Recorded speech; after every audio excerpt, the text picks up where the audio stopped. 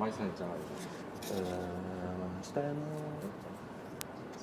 或者actually 可唔可以擺上嚟先？熄咗佢之後擺上嚟，應該咁樣。我諗住可能有張嚟。OK， 等陣遞出去啦。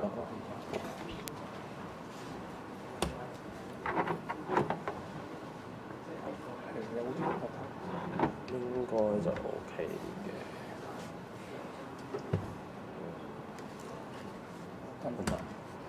等一陣，部機慢。得。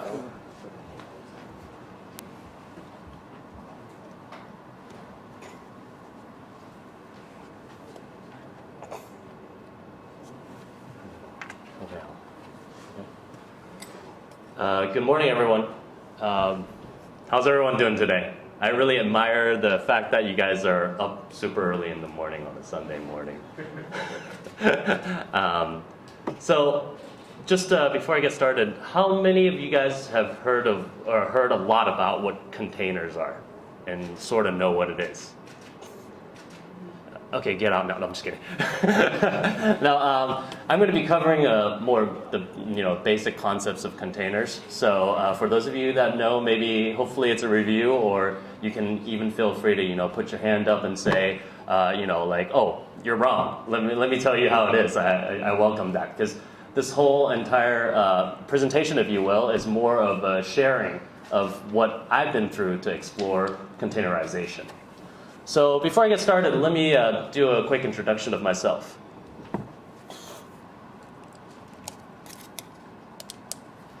Hello, there you go. My name is Jeremy Cheng.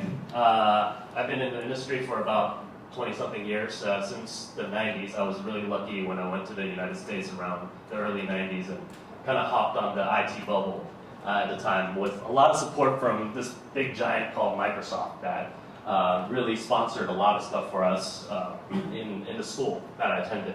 So in the past, I've managed multiple educational institutions and manufacturers, as well as doing the FBI, US Navy security systems. I also managed the formerly US Department of Justice information systems when it was immigration deportation. Now it's called removal. I don't know how that's politically correct.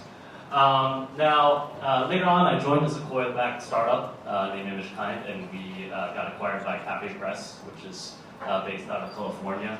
So that was my stint with startups. And then I also once managed all the R&D data centers around the world for Microsoft. Currently, I'm the founder and principal for Dragon Ventures. So what is Dragon Ventures? And I'm going to go through this really quick so we can get onto the real topic. Dragon Ventures is really a business consultancy focused on the business side of tech businesses. And without going into it very deeply, we also are an investment arm to invest in service companies like our leading investments, MXI and 3DF. MXI is based out of Seattle. We do consulting, and we also have an outsourcing team based out of Taiwan doing software development.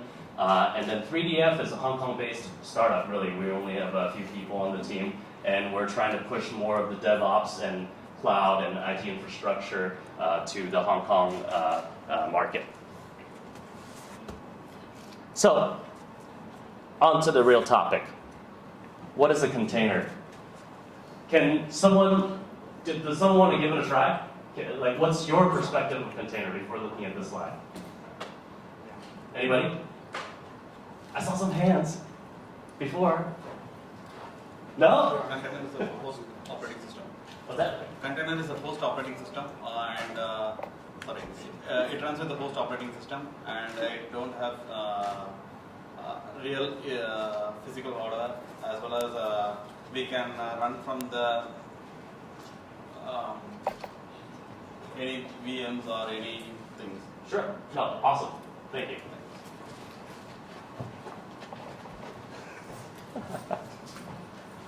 Let me replace this mic here. Okay, so that's very good. I'm going to go with, that's kind of blurry, isn't it?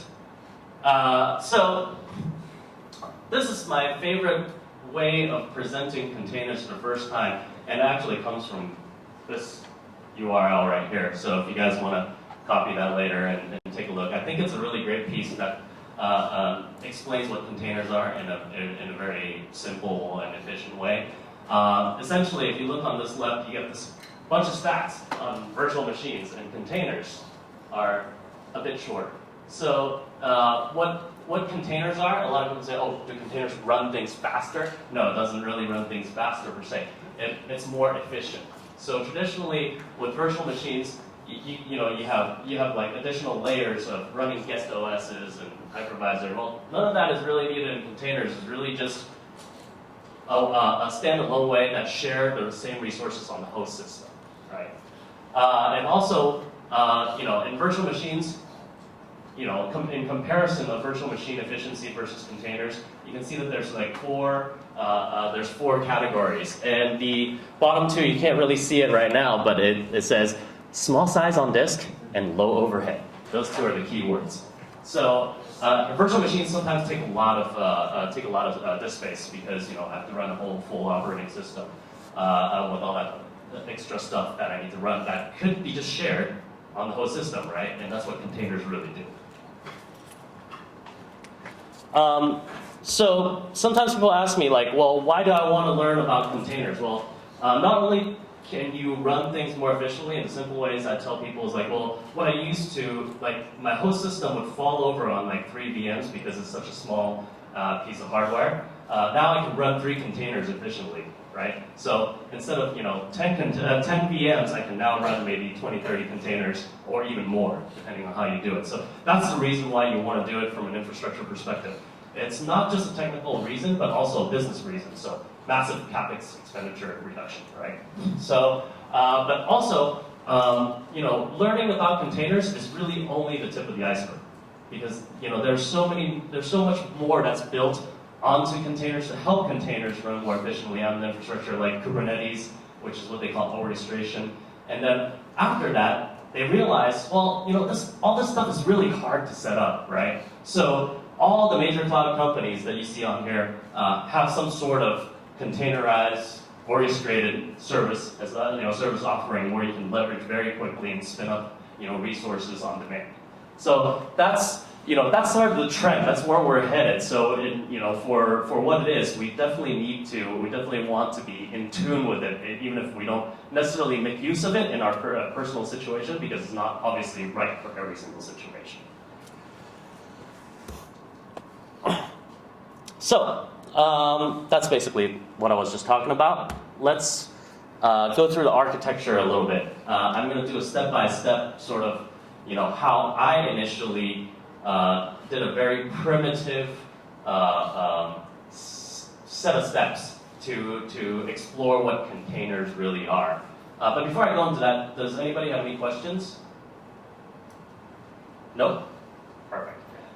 Okay, so I decided, I was like, well, actually, are most of you familiar with AWS and EC2, basic, right? Pretty much. I was thinking to myself, I was like, well, my company at the time had this demand to run multiple test applications for our clients. We're building, maybe WordPress websites or even, WooCommerce websites or things like that, the smaller side of the business.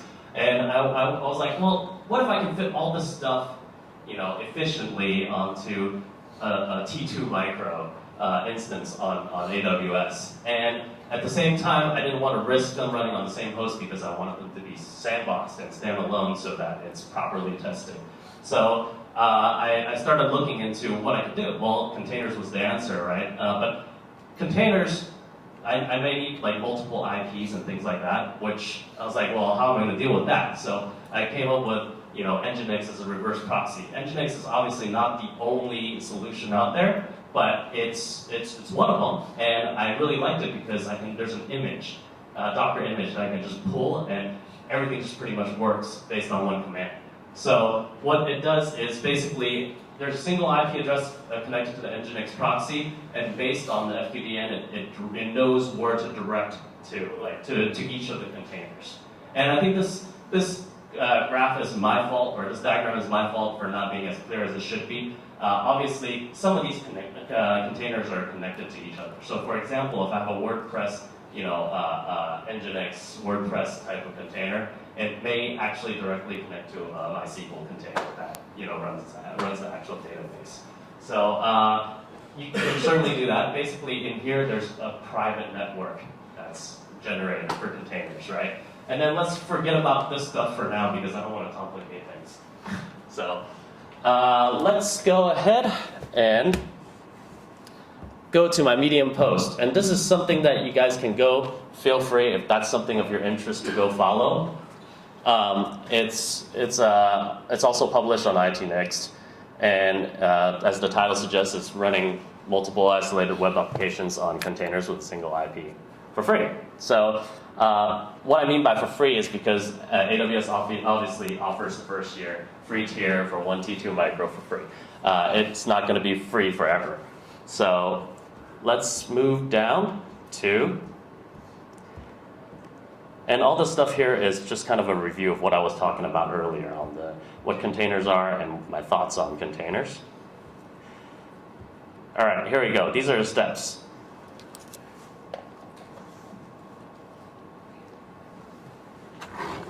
Let me move this over. Now, can I make it?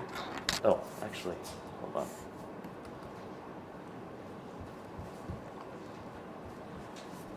End slide. Bring this over, I guess. Can everybody see that? Nope, not really. I need to. Maybe I can mirror it.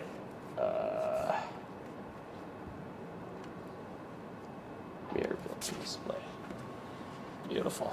Okay, now I can actually see it. That's not what I wanted. That's what I wanted, I think. Let's use this.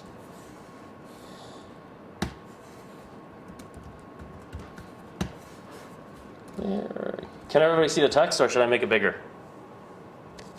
Bigger? That's good? Okay. Let's see if I can -I and then hkoscon and then demo.3df.io. So demo.3df.io, I can show you guys real quick, is really, DNS. I already have DNS put in. Your alternative would be, obviously do a host file if you're just kind of playing around. So you can poison your own DNS. So I'm on to the T2 micro instance, and I've already done the update and upgrade. And let's install Docker and see. For those of you who have not seen it before, let's see how, what the speed is for doing something like this. No, wrong sudo password.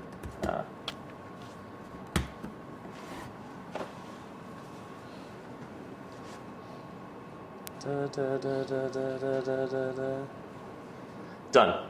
We have Docker installed. Pretty fast, right? So let's move it down. My post here asked, let's see what containers are running. Obviously, no containers are running because I just installed Docker. But you see that every time you do sudo docker ps, you'll see container ID image command, and these are the things that you'll be able to get. And we'll recheck this screen in a little bit once we build something. So before we start building containers, because we want to do a reverse proxy environment, I'm going to build a network called Nginx Proxy. So Docker network create Nginx-proxy. And you see this random string? That's basically telling you that, hey, it's successful, right? So now, I should have done, I think I might skip the SSL certificate part because we can just go with the generated ones, or just HTTP for that matter of fact, because I'm going to destroy this machine afterwards. So let's go ahead and start. Let's copy this. Let's start the reverse proxy server. So Before I do this, one of the interesting things, one of the discussions I had with another DevOps professional is that there's the other option of Docker Compose, which you see that my command right now has a million different flags to sort of describe how I want to be running the container. Well, instead of doing a huge long command and making your engineers copy and paste, there's also Docker Compose, which is like a config file where you can put in all the flags in, and so that it's easier to run and it's easier to distribute, so to say. So let's go ahead and give this a run. It's going to run on port 8080 and 443. That didn't work. What happened? Oh, because I didn't finish copying the whole thing. Sorry. More of a reason why Docker Compose can be cool, but I'm just too old school for that.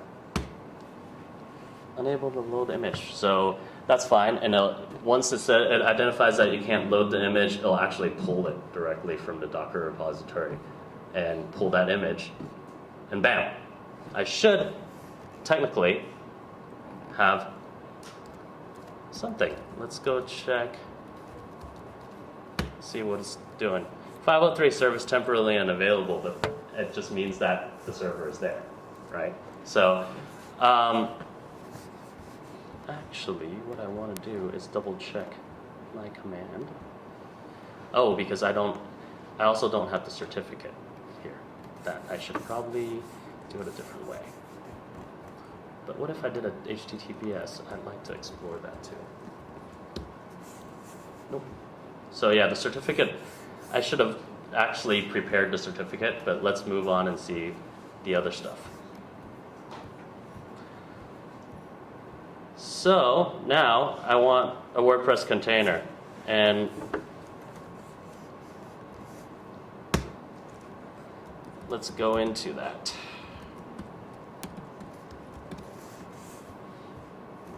Oh, this is all the SSL stuff. This is what I want.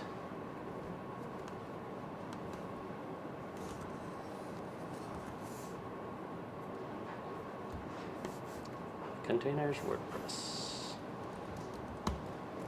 And then Vim, Docker file. Okay, now I have a Docker file. That's what a Docker file is just basically, describing how you want to, based on the image that's on the repository and what other additional customization and what ports you want to expose for that particular container. So this is the command to do, the building. So basically now that I have a Docker file, I want to build a new customized WordPress image.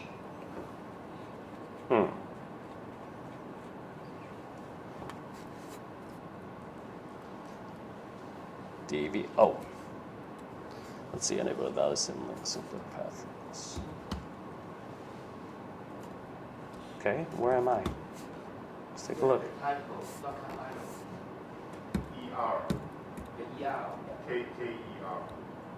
K-E-R? Oh, okay. Sorry about that. Thank you.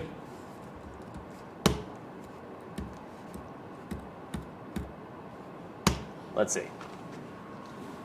Beautiful. So now it's pulling the WordPress container image. I'm glad we have experts in here telling me that I'm wrong.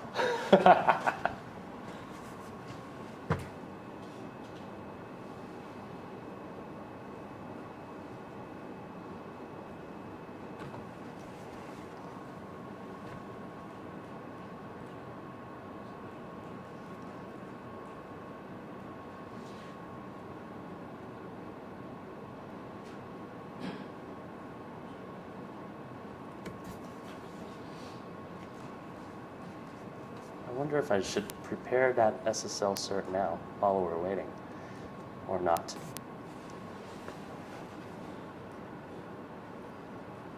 It's probably going to have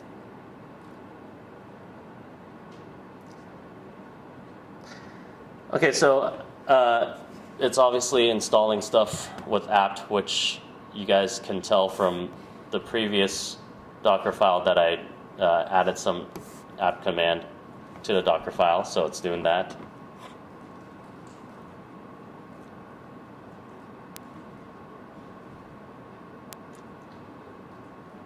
And the SSL part.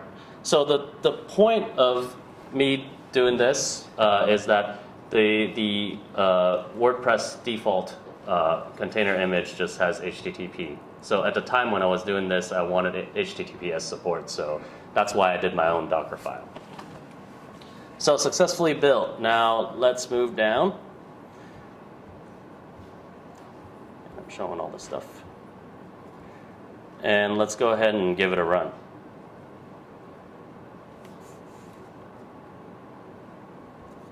Oh, actually, no, this is the MySQL server. So let's copy that.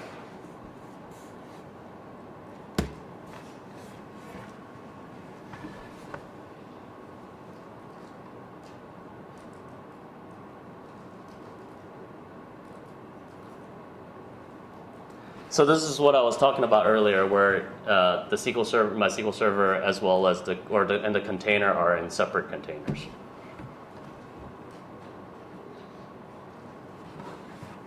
what MySQL image are you using? This is the official MySQL Docker image? Or Yeah, the official MySQL Docker image. So I just did a Docker run. I didn't build my own image. I just basically pulled with flags. So there you go, that's done. Let's move down. And this is where it gets scary. I'm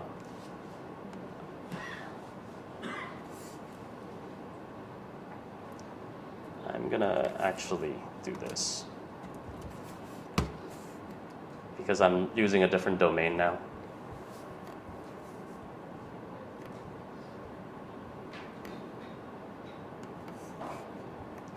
Okay, and then I'm gonna do a new file and get rid of this. We don't need this. Let's review the command here. So I'm gonna call this share, which is fine. Expose port 80, 443. It's in the Nginx Proxy network. Links MySQL, and then I'm gonna change this URL here because today we're using 3df.io. HTTP port 80, HTTPS, and no redirect WordPress. All right, I think that looks good. And a moment of truth. It's running. It's running.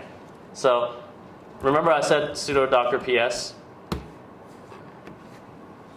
Do you now see there's WordPress, there's MySQL latest, and there's also JWilder and Nginx Proxy. Now, whether or not this works, that's a different story. Let's double check.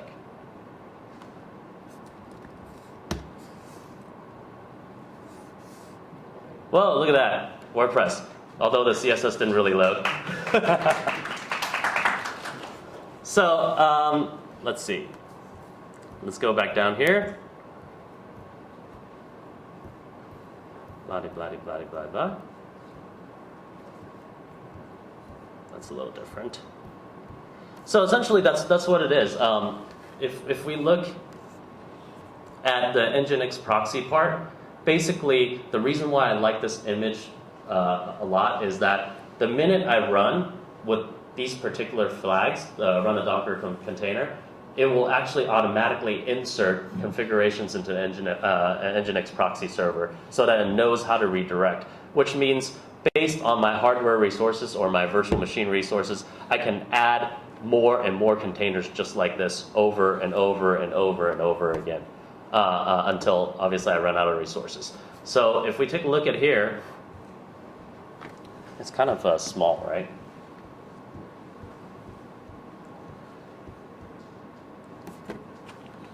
That's sort of my image. This was like, you know, what, 4 or 5 containers all together running on a T2 micro. So system resources is super low. And I'm able to do that just because of containers. If it was virtual machines, my T2 micro would probably die by now, or is it even possible, right? So that's essentially the long and short of it. Do we have any questions so far? So this is running on your own T2 instance. Yep. So would you be able to do that using managed AWS?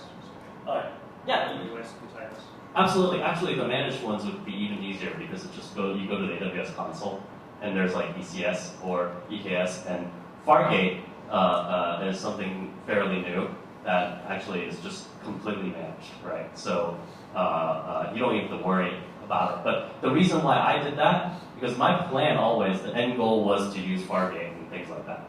But before we go to that, I'd like to dig under the hood and actually understand the concept so that when I'm talking to support, I actually know what I'm talking about when something goes wrong, right? Because that's super important for me when most of the time, unfortunately, I'm hired to put out fires by our clients.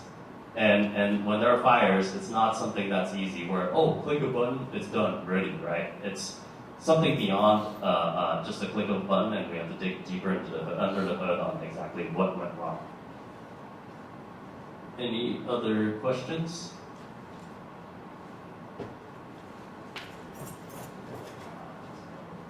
So demonstration. I'm not really familiar with this container technology, but how is the difference between having multiple containers and each of them has one web app and have one container with multiple web applications in terms of resource consumption? So the whole concept behind containers is really to sandbox each application. So in the old days when I wanted to run multiple web applications on the same host without virtual machines or anything, it's just I would do in Apache or Nginx do multiple web apps, right? But now even people frown upon putting MySQL and the WordPress on the same container. So it really defeats the efficiency of it and the sandboxing. But in terms of efficiency, I think it would be about the same. It's more so for containing web applications properly and componentizing them so that it's easier to troubleshoot, right? Because you segregate them into different pieces rather than, like, for example, I had one customer that had 3 websites on one Magento instance, and everything was all on one big host. And when one piece went wrong, the rest just went down, nothing else worked. So that's also what containers solve, right? Because it's able to componentize, and also when you get into like orchestration and stuff like that, Kubernetes will like auto heal. Like if a container crashes, it detects that and it'll actually just cut it and spin up a new one, right? So I rarely, actually that's an interesting question, I rarely hear people asking like, well, should I put multiple apps, or it's usually just one app per container, and then in fact, within one app, we split into multiple containers that are linked to each other. Have you played with Fargate or ECS? Do you have any I've feelings? played with ECS, and I actually took the AWS workshop. I think it's a wonderful workshop. You should, it's free, and they offer it. It's actually quite nice. They, instead of doing all these commands and Docker files, basically, I spin it up, and I already have a container, right? And it's kind of like, I guess it's a really bad example. It's like what we used to joke, like C# came about so that non-programmers can be programmers.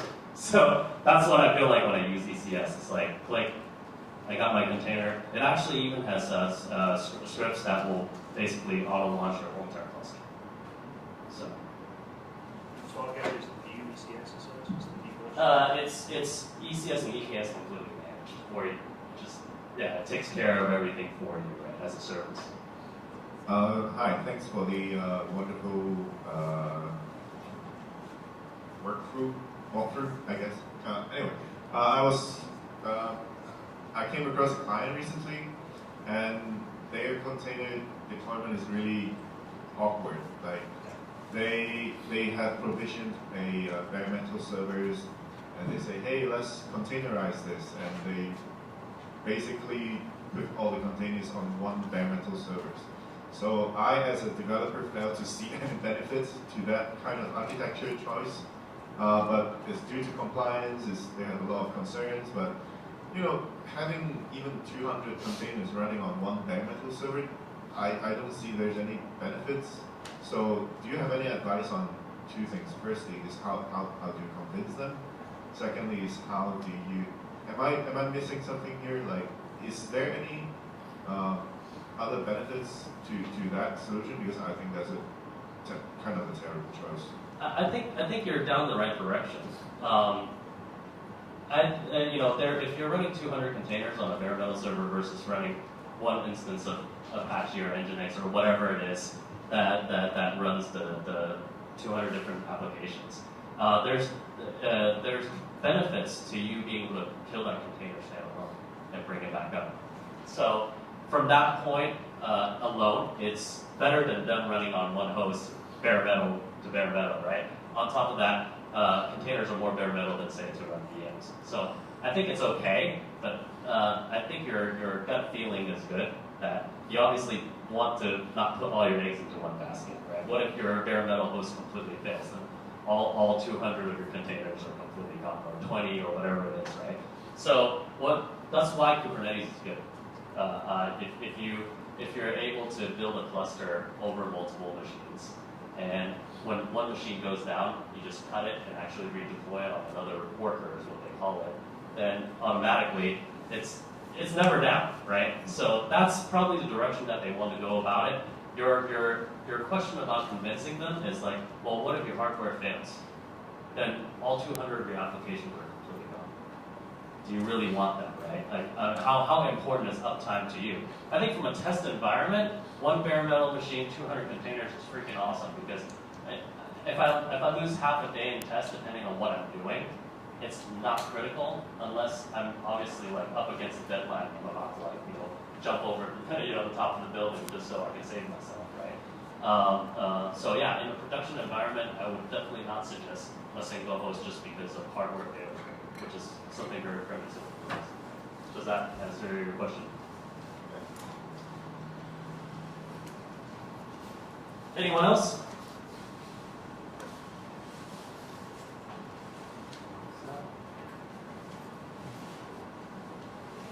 Alrighty.